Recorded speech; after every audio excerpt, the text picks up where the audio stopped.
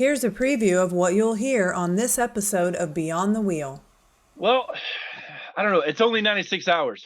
Like, we're in the military. We've suffered a lot more. So I promise you'll suffer a lot less. Is that? That should be your new slogan. Yeah. You'll suffer a lot less. Come out with us. Now enjoy the show.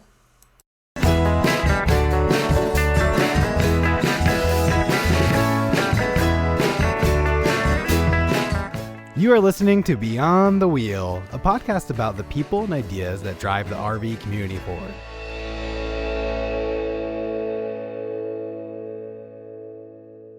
This episode is brought to you by Battleborn Batteries. Battleborn batteries are the best name in the RV and marine industry. These batteries are designed to replace your existing lead-acid batteries. They come in a variety of dimensions and amp-hour capacities. This ensures there's a Battleborn battery that is right for your needs. These batteries are backed by a 10-year warranty, allowing you to get out there and stay out there. The best solution for your battery anxiety.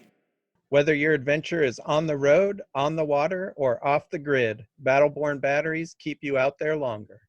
Hey everyone, before we get this episode started, we wanted to let you know that Sean and I have been asked to attend FMCA's 106th International Convention and RV Expo, March 15th through the 18th in Perry, Georgia.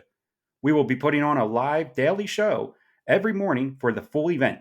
So if you're going to be at the show, be sure to stop by our booth and say hi. We want to thank Echo One Adventures for sponsoring our trip to the FMCA convention. Echo One Adventures is a company that does electrical installs in all types of RVs and rents travel trailers fully outfitted for off-grid living. To learn more about them, go to EchoOneAdventures.com. Thanks again to Echo One Adventures for their support. There are some companies in which the founders do not have the prime goal of becoming wealthy from the organization. Rather, they start the organization for altruistic reasons. Mind Over Land is made up of those founders. They have the goal of getting veterans together with their peers through the experience of overlanding. Every day, more than 20 veterans commit suicide, and part of the reason for this is the isolation and loneliness they feel. Mind Over Land is trying to play a part in overcoming this. Today, we're joined by Seth, one of the founders of Mind Over Land, to talk about the organization, its goals, and how they are accomplishing their mission of getting veterans outside. Hey Seth, thanks for joining us today. Could you tell us a little bit about yourself and Mind Over Land? Absolutely. Well, thank you guys. So my name is Seth Smith. I'm one of the co-founders of Mind Over Land. I spent 24 years in the Army, did a bunch of different jobs, but I kind of landed in the communications field. And so I've been retired a little over 7 years. Kind of like Wile E. Coyote, when that guy, that jumps off the cliff and he's just running as hard as he can until he figures out, whoa, I don't have any land underneath me. That's kind of how it felt when I left the military. And so I needed a new tribe. I needed some place to go reconnect with brothers and sisters who've had that common experience of going through that, because it's just different and needing that other family to kind of be around. And that's what we move to with Mind Overland. That's the intent of it, is to give a place that folks can kind of come out and reconnect and have a place where we all know what branch we were in, because we dogpile on each other all the time, but nobody really cares. I mean, you go there to have a good time, to kind of reconnect with each other and still share those experiences. And so that's really what Mind Overland is about, is vehicle based adventure, because we're not carrying that stuff on our back anymore. And I'm never going to be cold or hungry again. So having a truck facilitates that. And with vehicle based adventure, just getting out, getting away, reconnecting with nature, a wellness take on what that connective tissue that keeps us all together, and going and experiencing that. Is the Mind Overland run totally by veterans or current military folks? We currently are. We're a little small now, just a core group of three of us. It's all chiefs. So an Air Force chief, a Navy chief, and an Army chief. Nice. Almost sounds like a lead up to a good joke. Yeah. And so that's the we call ourselves the co-founders, if you will, and three of us. So we, if somebody's out, we still make decisions. But that's kind of the core group, and then we've got a very very solid group of volunteers that pitch in and help out as well. Huh. And where are you located? So myself and Chad, the Navy chief, we're around Fort Bragg, North Carolina, and then our Jonathan, the Air Force chief, he's out around Asheville. Okay. Oh, okay. Okay. So all So North Carolina. yeah. Oh, North Carolina, Nice. absolutely. And explain to Sean and I and the audience, like, what is the importance for the veterans to be outdoors and to experience this camaraderie, I guess, is probably the word for it. So I think why it's important. I can explain why it's important to me and kind of and relay a little bit about the sentiment from Jonathan and Chad, but there's once you, especially for folks that had been in, and not necessarily only for folks who've been in for a long time, but I joined the army when I was 17. So being around that infrastructure is all I ever knew. I was 17 years old. I was a kid, and going through and experiencing all the things, it sets you apart a little bit. Now that you're better, but you have a different experience than most 17, most 17-year-olds do. And so there's a loss of that connectivity, of that understanding. And so the ability to go back and reconnect with folks that have done some similar things is super important for us. And I think for the folks, the feedback that we get is, wow, this is awesome. We're back out cracking jokes and, just away from it all. And I mean, the other part too, there's an accountability aspect of, getting back on that team, and when you're going out and you're doing stuff of not wanting to let your teammates fail and being in that place. But let's face it, overlanding as a group is a team sport. I mean, there's no, you're not leaving anybody behind. You're making sure that everybody's pitching in. And so to be back around in that environment where you really needed to depend on each other, it's just fun. I mean, it reminds of some great stuff that we did in other years.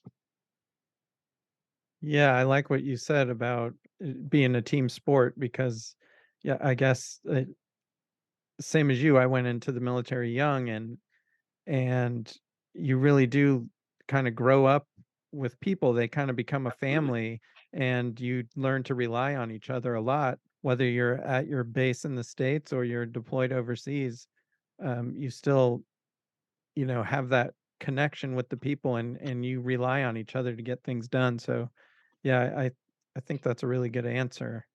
All of your trips, or I guess you said they're vehicle based, which is good. What's like a typical trip? Sure. So let's talk through what we're going to do the next couple trips that we've got lined up. Our current schedule for this year, because we're new, we're kind of building out. We've got all the trips that are up on the website www.mindoverland.org, and you go to the activities, and that'll have everything listed out. They're typically a 96-hour evolution ish, and they're all southeast based for this time around. And so, like when we're going to go to we're going to do the GAT. And so for that, we coordinate with the Foreign Legion that's in Dalton, Georgia. And those, using those types of groups are awesome because they generally have a place a field that we can camp in the night before, and a real bathroom and kind of, that kind of stuff. And so we'll drive there that Thursday night from wherever we're coming from, step off Friday morning, drive all day Friday, drive all day Saturday, and then probably about lunch, we'll get released to kind of go back home. We try to look for a camp, especially around wintertime. 3:30, start looking for a camp, go get set up.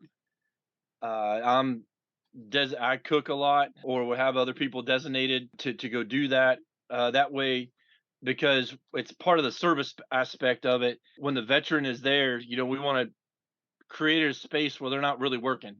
They're hanging out, they're out by the campfire. So as a staff and volunteers, we're taking care of all the tents, and we're taking care of all the food, and try to emphasize, go get back around the campfire, kind of go hang out. Now, the thing about vets is that doesn't work that way, because generally speaking, it's like, wait a minute, you're working, I'm going to be working. And so as much as we can, we try to, hey, just, we got it. Just go hang out. But it doesn't work out that way a lot. But that's usually the kind of about a 4-day round, because, generally speaking, people can get 2 days off of work, without being a super high impact. We pay, so it's $50 a trip. We pay for the gas and the food. If somebody doesn't have a vehicle or they don't have equipment, we provide it. Much like a lot of folks who've done camping or done this for a while, there's another whole closet. I've got a whole shed over there, just stuff I don't use anymore. And so we want to remove every barrier possible to that reconnection. And so if there's generally always an empty seat. We have passengers that come. We always have an extra. We're a bunch of Gazelle fanboys, to put a plug out there. And so, we've got all our Gazelle kit that makes it super easy to set up, and the big tents. And so there's always a place to sleep. There's always going to be, we can throw in another chair if a guy doesn't have a chair, guy, girl, and whoever shows up. We just want people to show up, reconnect, have a good time, and come out and get a part of that experience. Yeah, that's awesome. Somebody that wants to join, how far in advance do they need to sign up for a trip, and how does that process work? Do they go to the website, they find the trip that they want to take, and then they just contact you through email or a phone call? No, so we've actually, all the sign up, all the funding or whatever else is done directly to the website. So we've tried to take as much man in the middle out of it, and be as website friendly as possible. And so the folks can go shop, pretty much for whatever trip they want to sign up on, and do everything through the website. Nice. That's Oh, very cool. That's pretty streamlined then. Has it always been that way, or did it take you guys a little bit of time to get to that point? Oh, we've taken the last 3-4 months, to kind of get to this process. We went out and we got a web designer, and we put some effort in it. Jonathan is a marketing genius, our one of the founders out in Nashville. Between what Jonathan has done and the great company that he picked out, we kind of had a vision for a way that we want it to be, because there used to be a lot of phone calls and a lot of emails and a lot of spreadsheets and that kind of stuff. Yeah. And we're lazy. And so that that's a lot of work. We like to let machines kind of do it. It makes it easier to track, that kind of stuff. And like when we did the Veterans Day event this last November, we used Eventbrite for tickets and everything else. So anything that we can get on a website or get to automate the process, that's kind of how we move towards. Okay. how are you guys going besides the $50 for the people that attend? I'm sure that doesn't cover all of your costs. How are you guys getting funding to raise money to conduct this? Well, so we're reaching out to sponsors. We've got t-shirts and some swag on the website. That's really, it's about outreach to sponsors. It's about, the swag that we have as growing. We're looking for other ways to continue that fundraising. We want to have the best experience. And so I don't want to be, we're not trying to make profit. We're not trying to do any of that. It's enough to cover the trips. We're all volunteers that are doing this. And so that's really where it is, through donations in the website and through the t-shirts and that kind of stuff. So we saw you at Overland East. You had the t-shirts there. People can also buy those off of the website as well? Absolutely, they can. Oh, okay. Absolutely. Okay. Yeah, there were some good t-shirts there. We had some fun making those things up. And those, a lot of those are just some old military sayings that are just kind of, that resonate with us. I think the ones that, I am the reason for the safety brief. Yeah. That was a pretty hot ticket. And so we're gonna have another session to kind of come up with some other kind of cool ideas for that stuff. But yeah, we had a good time with it. That's great. I'm curious. The founders are all in different branches. Did you guys meet while active, or did you guys all meet afterwards and then come up with this idea to form the foundation? Via the great work that the former president did, we kind of all met through him. Okay. And so now I worked with Chad through other assignments, and he lives 15 minutes up the road. And so after retirement, we just kind of stayed connected. We found Jonathan through True Patriot. As a former president was looking to do something different, we just kind of worked things out and picked up the baton and kept moving it with that passion of keep reaching vets and keep doing this thing that we loved and wanted to share with everybody. And so let's talk a little bit about that. I guess the parent organization maybe, or the previous organization, was called True Patriot. Yes. And then so now I'm going to say rebranded, even though that's probably not the case, just because I don't understand, to Mind Overland. Can you explain a little bit about why that happened? Sure. So one of the great things that True Patriot did and where along its life cycle was there was a lot of outreach in a lot of different places. One of the things that we wanted to do as a rebrand is a right word, is we wanted to really focus on the overlanding portion of it. That's a lot of the reason why we wanted to rebrand, is to take it that way. So we had a bit of a fresh start on doing that. Going back, you said it was $50, but you also said if somebody didn't have a vehicle, that a vehicle would be provided for them. Is that We still just $50? so a ride would be provided. Ah, okay, okay. And so that's just with insurance and other stuff like that, it gets a little crazy and hyper expensive to That makes do that. We're sense. not set up. We're not that kind of corporation that would go lease out or whatever a vehicle to do. So it's all our vehicles that we have specific insurance for the 501c to cover everybody. Okay. All right. So I mean, you're getting a good group feeling right off the start then, because now you're riding along with somebody. You're not just sitting in a vehicle by yourself, following in a line. Right. Absolutely. And the other part that we try to encourage is we're not a Jeep group or a Toyota group. Yeah, go Toyota. And we're not like a Land Rover or whatever else. Not that I'm biased. But the point being is, if somebody is looking to get into this on a trip, they can rotate around to a bunch of different vehicles, see a bunch of different setups, and avoid the mistakes that we made, very expensive mistakes that we made as we learned through, kind of building out vehicles and everything.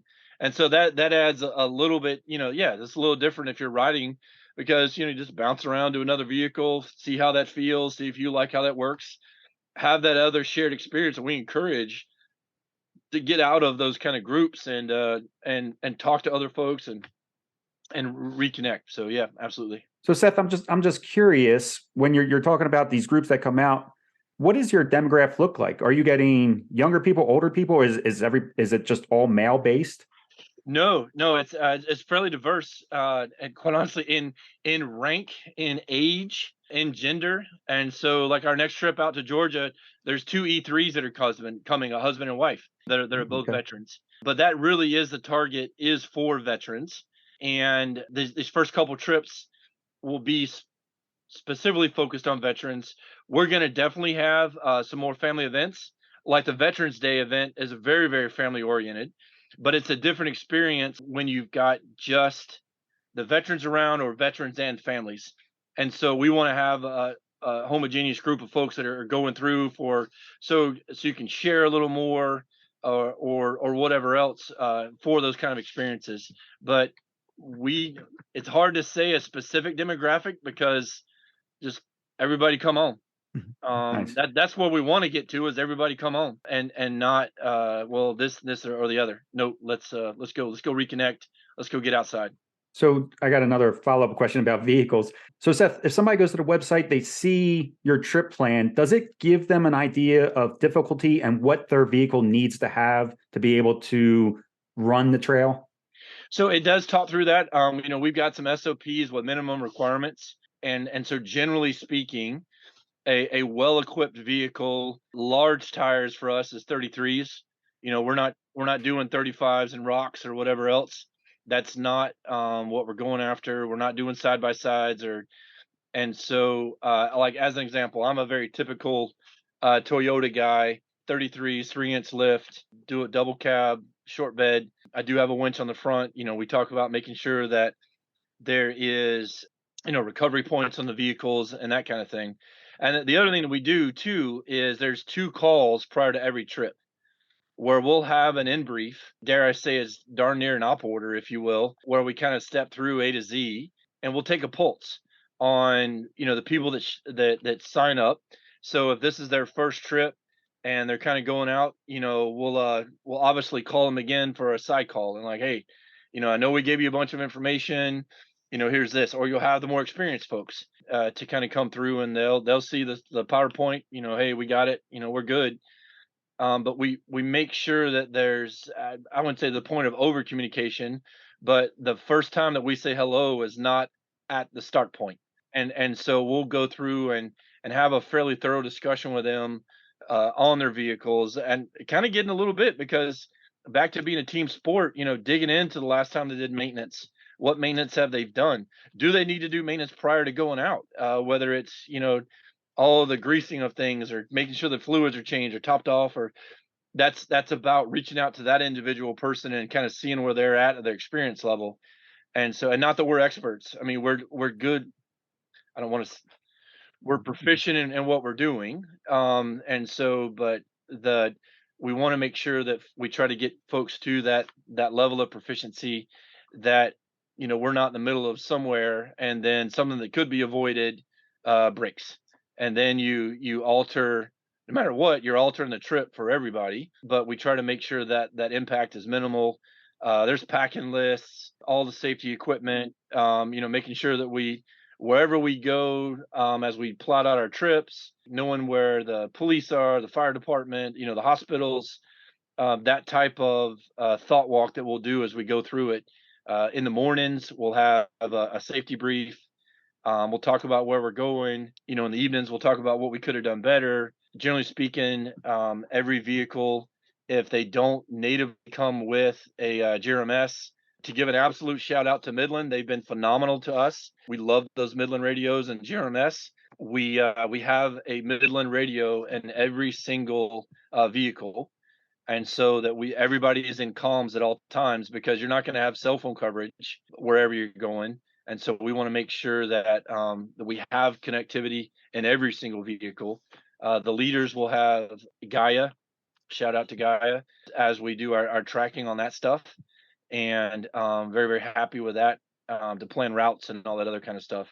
And it also helps. It's also we encourage to have 2 people because then you've got 4 sets of eyes, both from a safety perspective as you're coming off. Somebody's always looking this way, while somebody's focused on the road. The other person can be running the radio, and so that's kind of back into the team sport of making sure everybody sees kind of what's going on and everybody can take care of each other. I'm not familiar with Gaia. Can you tell us what that is? And I hope I don't spell this wrong. GAIA, but it's a platform that software you can go download. I think it was less than $35 for a year subscription, and you can build out routes. You can share routes. It helps you with all the mapping and everything else. And as long as you've got a GPS signal, it'll tell you where you're at. So it's a way to be disconnected yet knowing where you're at. Nice. Okay. We'll have our little I like using a little Android tablet. Some folks use iPads, whatever else, but some type of tablet-like device that we'll have to do. And back to having your secondary person, that certainly helps. So a guy can focus on the driving and all that part, and then with your other person that helps with spotting, that helps just back to teamwork. Yeah, it sounds like a bunch of military people would do. You guys have planned the heck out of it and did a lot of the stuff that would go into safety and PMCS of the vehicles and all that stuff. It seems like a really good opportunity for people that are interested in overland stuff. It seems like the perfect platform for them to take a trip because you guys have really thought about most of the stuff and have planned to overcome any obstacles that could possibly get in the way. Well, the whole nature is that we're trying to do 10,000 vets in 10 years, and the only way that works is if we grow. And the only much like in a military organization, you'll send your junior folks to their leadership schools, if you will, to kind of grow them to the next level. Well, we want people to come on trips so they can learn skills so that then they can pass on those skills to other people. So we're not trying to like we're the only ones that can do this. No, no. We want to learn. That's how we go build and how we grow is get more people and different people and get them proficient on a trip and then get them a part of the organization leading other people to go do other things. Nice. This is a great learning experience, I would imagine for most people. I'm sure you get people in there that already kind of know what they're doing, but there's no way that they know everything that you just mentioned. So I feel like this is something that everybody has an opportunity to learn something from this type of trip. And we want to leverage the folks, that have done it for a while. We're trying to have a customized experience that's baseline for everybody. And so if we know, obviously as we talk through, if somebody's more experienced, we'll pair them up with somebody that's not. If you've got somebody who's riding who doesn't have a vehicle, we'll tend to put them with somebody who's got a lot of experience so they can back to the rising tide lifts all boats. We're trying to get everybody exposed as much as they can because that only increases everybody else's awareness, everybody else's safety, and you can have a lot better time with that. And you had mentioned that you were trying to do 10,000 vets in 10 years. Maybe it depends on the trip that you're taking, but about how many do you take out in a single trip?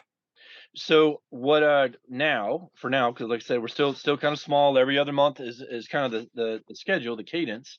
Generally speaking, due to convoy limitations or whatever, we try to do 10 vehicles, which is around 20 vets a trip. The other place where we do a lot of outreach where we can kind of count our numbers is things like the expos. At Uwari every year we have a Veterans Day ride where we we coordinate with to go do stuff out in the forest. There is the Grand Overland District. Ron and his crew run a wonderful facility out there for Grand Overland District, and we get use of that land to go take folks through, and we use the forest, and so that's part of how we're getting our numbers up. But once you get more than 10 vehicles, the accordion effect of going down the road, it gets a little unruly, and it's not for lack of participation, but there's a management aspect in it that we don't want to get too big because then it just gets a little crazy to manage. Yeah, I can see that. And then so you like this trip you were talking about that you're going to be driving essentially 3 days, 3.5 days, and then you're stopping in the evenings. Are people sleeping in tents, or do they have the option of, like, if they have a setup in their truck, can they sleep in that? Or Absolutely. They can sleep on the ground. They can sleep wherever. I mean, Okay. we're back to to borrow a racing term. We run what you brung. So if you're a rooftop cat, hey, get up on that roof. I'm not falling out of that thing at night. If you're a tent person, hey, set up your tent. I'm going through. I'm building an overlanding trailer, and so because I'm just lazy. I just want to park my truck and go to sleep. And so climb in the back of the trailer. So that's what's cool. Going back to your point on, you get to see a bunch of different things because people have all their own ways of figuring it out and their journey to get there. I would have done stuff if I'd known what I know now. I'd have done it way different. But having that experience, talking about those things, building it out. Some folks, they'll just go buy it straight out. That's awesome. I like to put a little elbow grease in what I got. That's awesome. And so we just want everybody to come out. And it sounds at the moment you're mainly East Coast. Do you have plans of expanding out to the West Coast and doing some trips out west? We'd like to, as we're still small, as we're still building up with True Patriot. We did do some trips out west. Those are significantly more expensive and time consuming. And there's Kansas. Yes, Kansas. Lots and lots of Kansas. As a guy who grew up in Georgia, and so it just takes a while to kind of get out there. So folks sometimes don't have 2 weeks or whatever they can go take off in the summer with everything else going on, because it's about 3 days out, 3 days back, and you after 3 days of getting out there, you generally want like a down day or something like that. Move up from baby wipes to like a wash rag, elevate your washing experience before you go get it back on the trails. And so we want to get back out west. We gotta get some more money in the bank Okay. to kind of do that stuff.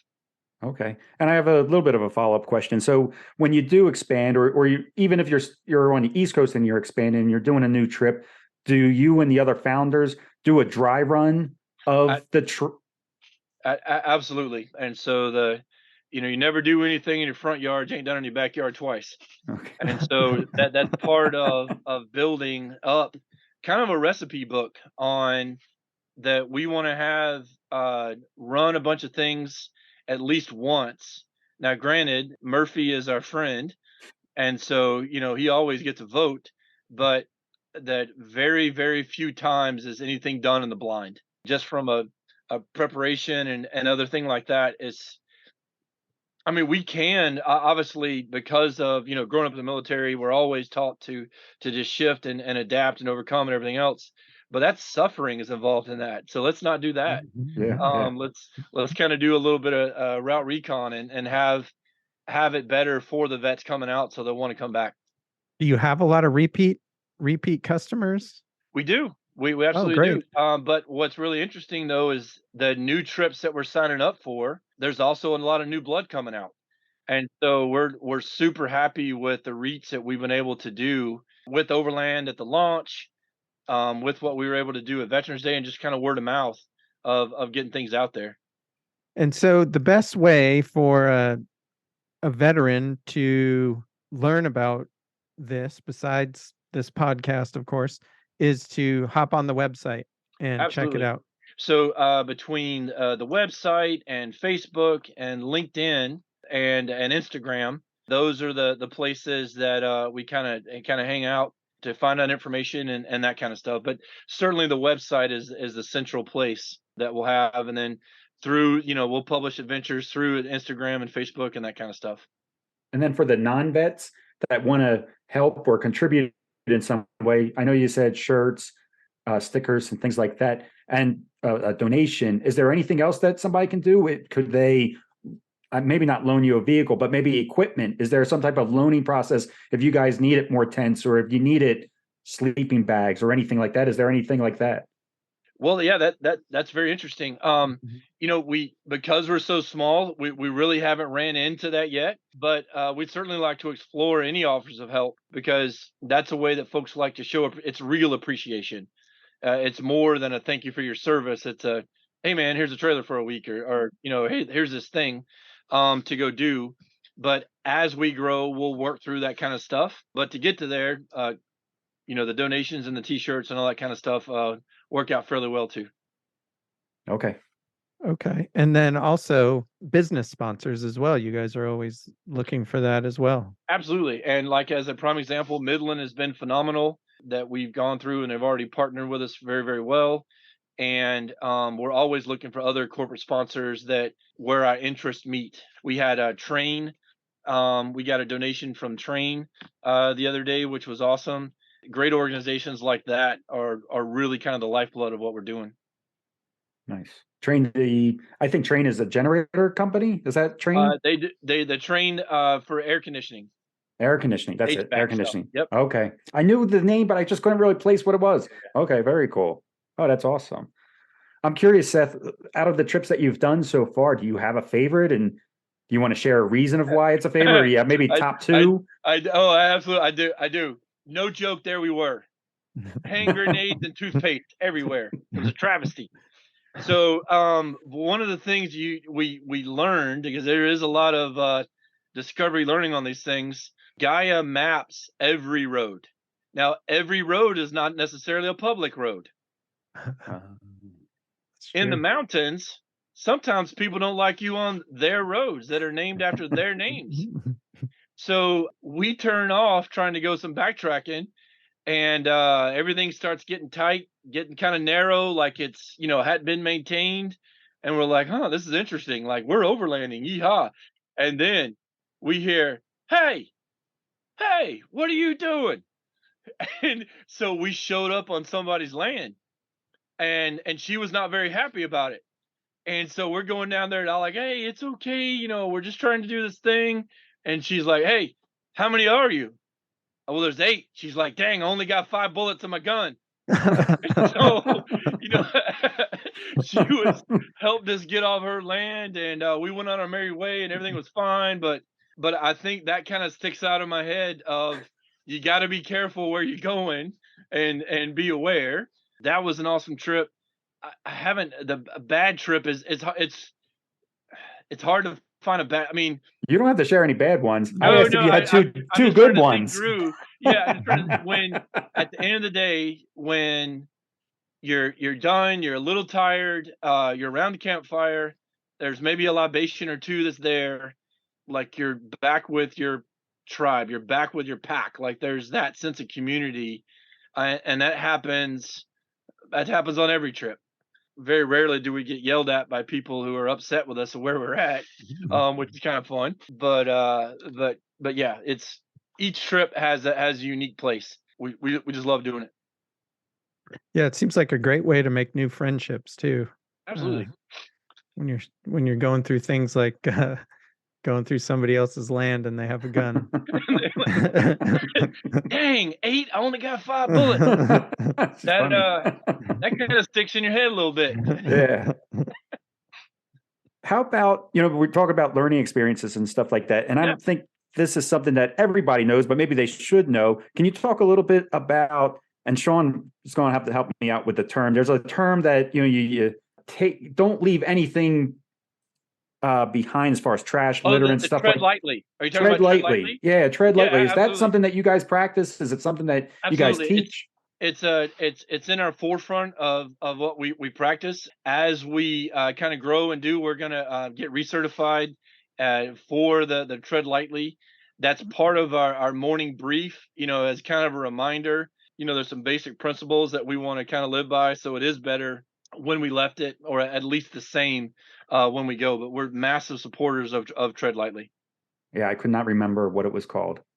That's how I couldn't either, I Kenny. practice it, but I just couldn't remember what it was. I couldn't either. I promise. So what else do you think we need to highlight, Seth? Is there anything that we're missing that you really feel is important to get out? I mean, we're not the only organization that does this stuff. Obviously, there's out west. There's a place called Veterans Overland. That's another group that's doing this thing. And so, no matter where your podcast is heard, where that person is that's consuming this content, generally speaking, there's a group. And so, and mainly, it's about reaching out and finding that connectivity. This is just how this group finds that connectivity. And so, there's so many veteran resources that are out there. We're just one of them, and we would just encourage vets to come back together to find that refine, rekindle that common bond, that experience that they've been through, and just continue to connect and continue to not be alone and continue to reach out, because that brotherhood, that sister, everybody coming together is super important. If somebody's listening right now, Seth, and they're like, I don't know if this is for me, or maybe they're on the fence, what would you like to say to them to say, hey, you know what, you can do this. You don't come out, you don't have a good time. Like what, or maybe another way to word it is, what are some, maybe the hesitations that you've heard people say that maybe they took a little while to go ahead and join the group? Well, I don't know. It's only 96 hours. Like, we're in the military, we've suffered a lot more. So I promise you'll suffer a lot less. Is that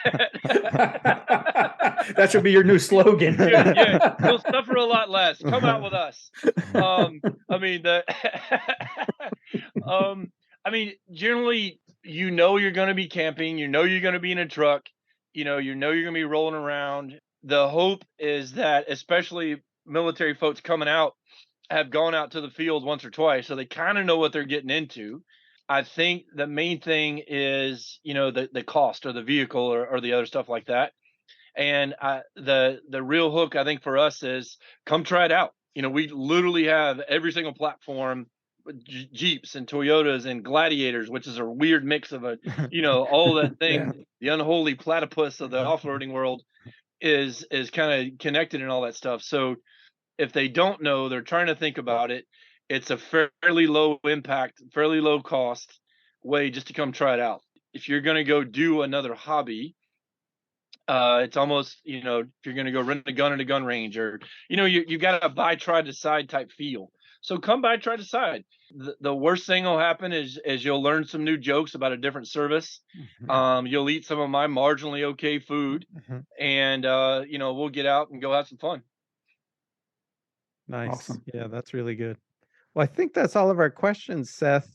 One last chance to highlight anything that we haven't covered. No, I think I would just encourage people to keep hitting up the website, reach out to us if there's any other questions. We obviously love talking about this stuff. For our corporate sponsors, the folks that have helped us, we and really really appreciate that. Appreciate the folks that run the Overland series. They're very very helpful and very very accommodating with that kind of stuff. Back to Midland, Midland and Gazelle, and so yeah, and we also do a lot of stuff on Amazon. It's where whatever works. That from an equipment perspective, and that's kind of the other part in this is the fact that that's the fun, is just figuring it out, and knowing that each trip actually, that's another hook potentially, is the more each trip gets better. Each trip gets better because you know what you need to bring. You learn from the last time, and you just keep refining and refining and refining to get on that. I guess it's the search for the perfect trip. It's never the perfect trip because you're always going to forget something. But you brought 17 of the thing you'd only missed one time. So yeah, it's the usual stuff. Well, yeah, thanks for taking the time to join us. And we're going to share all of your social media in the show notes so Awesome. people can go on there and definitely check out those t-shirts. There's some good t-shirts, but just follow the social media and join Yes, join come in on on a out. trip. Just Yeah. come on out, get on a trip. All right. Thanks, I Seth. promise it'll suck less than what you're used to. No, it's a great time. We have a good time. A lot of good folks involved. A lot of good people dedicated to helping vets and just getting back together. I really enjoyed this conversation with Seth, and I hope you did too. This is a great organization that I am happy to get behind. Sabrina and I already have bought 2 shirts and a hat, and we hope to see them out at a show to get some more cool swag. If you are a vet or know someone who is, please share this episode with them. This is such a great way for them to get out, enjoy the outdoors, get back to a sense of community and teamwork, all while learning a new skill in overlanding. If you'd like to learn more about Mind Over Land and see their upcoming trips, check them out at mindoverland.org. While you're there, you can help support the organization by donating or buying some of their swag. Be sure to check them out also on their social networks as well, like Instagram and Facebook.